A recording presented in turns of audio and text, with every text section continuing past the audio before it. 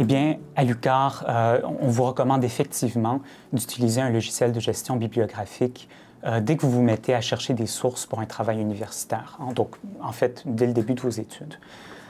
Vous avez accès à deux logiciels de gestion bibliographique. Hein, d'abord, Zotero, qui est gratuit pour tout le monde, et ensuite EndNote, qui est gratuit pour la communauté de l'UQAR, donc entre autres pour vous comme étudiant, comme étudiante.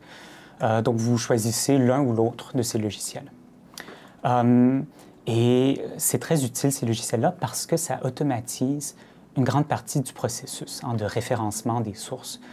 Ça accélère les choses, ça vous évite en fait de devoir créer manuellement vos références bibliographiques et votre bibliographie à la fin de votre travail. Donc, je vous explique en gros comment ça fonctionne.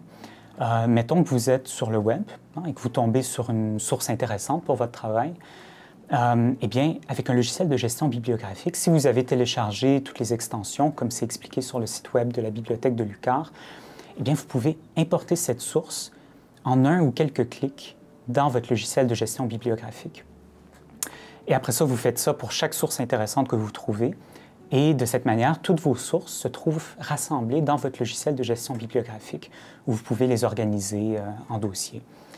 Voilà. Ce qu'on vous recommande aussi, c'est après avoir importé une source, d'aller vérifier rapidement que l'importation a bien été réussie, hein, qu'il ne manque pas, par exemple, le nom de l'auteur hein, ou l'année de publication.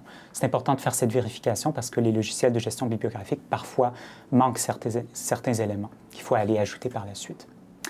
Donc, voilà pour la recherche de sources. Après, hein, quelques semaines plus tard, quand vous êtes en train de rédiger votre travail et que vous êtes prêt à insérer une source dans votre travail, bien ça, vous pouvez faire ça en un ou quelques clics, encore une fois, selon le style de votre choix.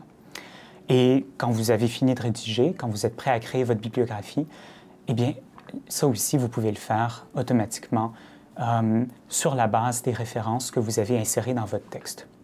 Donc, vous le voyez, ça accélère vraiment le processus.